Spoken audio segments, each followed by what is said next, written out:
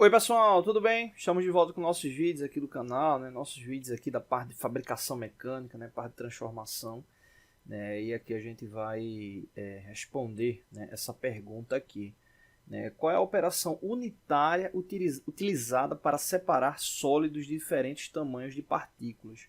Né? Essa pergunta é uma pergunta relativamente simples, mas ela traz um detalhe aqui que pelo menos a gente nunca comentou aqui no canal, pelo menos eu não tenho lembrança, que é essa parte de operação unitária, né? Tão presente nas indústrias aí de transformação. Né? Então eu vou dividir esse vídeo, né, em pelo menos duas partes, e a primeira vai ser essa aqui para a gente falar o que é essa operação unitária. Né? Eu acho que vale a pena a gente falar sobre isso, né? Operação unitária. A gente tem que entender que essas operações elas representam blocos, né? Blocos fundamentais ligados aos processos industriais.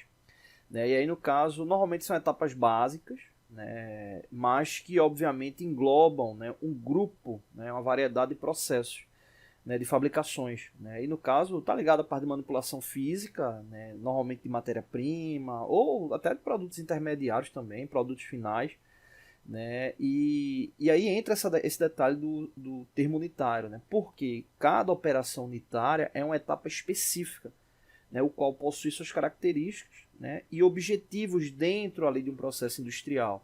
Existem vários tipos de operações unitárias. Né? Parte de mistura, né, exatamente quando você vai combinar dois ou mais elementos para criar uma mistura, nesse caso aí homogêneo ou heterogêneo. Né, depende do tipo de mistura, vai ser mistura sólida, líquido, gases, enfim. O pessoal da parte da instrumentação, né, essa área que eu gosto tanto, né, tem muitos ciclos, né, para não dizer todos, que são ligados à parte de operação unitária. Né, e tantos outros. Né, falei de mistura, tem a parte de separação, né, que inclusive faz base a essa pergunta. Né, parte de transferência de calor também é muito comum, transferência de massa, né, redução de tamanho, cristalização, secagem. Né, então existem tantas outras. Né, então nesse primeiro vídeo, para a gente entender que as operações unitárias elas possuem essa base, né, que é exatamente a gente entender, né, que são esses blocos, né, dos processos industriais, né, ligados aí à manipulação física, né, voltada à transformação de matéria-prima, mas, né, cada operação unitária representa uma etapa específica, né, com suas características ali dentro do processo, tá bom? No próximo vídeo a gente responde essa pergunta e traz detalhes aí, obviamente, sobre a resposta, tá bom? Valeu!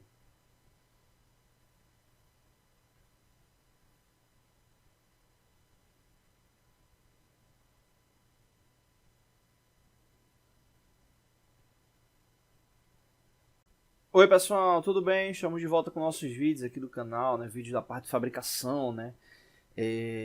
Parte de transformação, né? O segundo vídeo, né, dessa análise dessa pergunta, né? A pergunta é exatamente qual é a operação unitária utilizada para separar sólidos de diferentes tamanhos de partículas. Né? Como eu disse, é uma pergunta simples, mas, né, a gente no primeiro vídeo falou bastante sobre esse termo aqui, operação unitária. Né? O link dele aparece aí no final do vídeo, né? O link do primeiro vídeo. Beleza? E agora a gente vai falar sobre a resposta. Né? Qual a operação unitária utilizada para separar sólidos de diferentes tamanhos de partículas. Né? Então aqui a gente tem sublimação, destilação, evaporação, peneiração, torneamento. Né? No caso, a resposta correta é essa aqui, ó, peneiração, né? Ou peneiramento, né? Também chamado, né, popularmente aí nessa ambiente ligado à parte de operações unitárias. Então, o que é que a gente tem que entender? Né? Essa parte da peneiração, né, ela é muito utilizada e é uma operação muito antiga porque você acaba separando, né, tamanhos diferentes de elementos, né, elementos sólidos, na sua grande maioria, né, exatamente por causa do espaçamento das malhas das peneiras. Né? Então, normalmente você vai fazer, né, de uma maior para uma menor. Né? Então, vamos supor que seja um ciclo com 3 malhas. Né? Então, você vai ter a malha 1, imagina que essa malha aqui ela tenha uma relação de espaçamento de malha número 8. Né? Vem a segunda malha, que vai ter um espaço 6, e por último uma malha com espaço 2 ali de elemento. Então, a partir do momento que todos os elementos que estão ali são liberados, né, nesse ciclo de peneiração, né, o que é que vai acontecer nessa primeira aqui?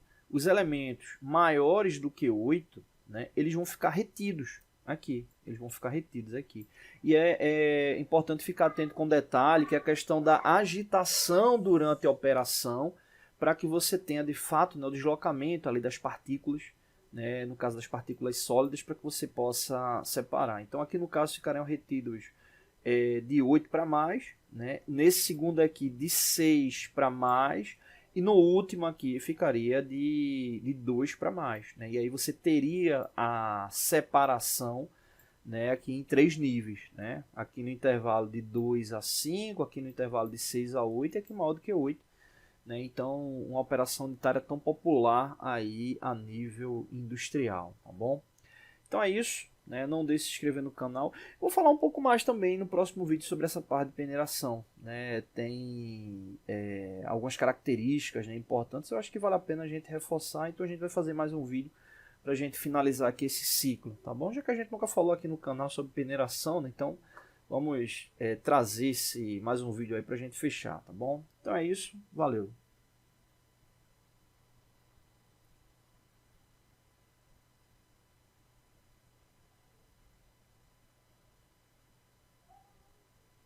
Oi pessoal, tudo bem? Estamos de volta com nossos vídeos aqui do canal, né? Nossos vídeos aqui da parte de fabricação, parte de transformação. É o terceiro que a gente está falando dessa sequência aqui, né? É uma pergunta simples, mas que trouxe uma série de elementos, né? Então a gente falou no primeiro vídeo sobre essa parte do que é a operação unitária.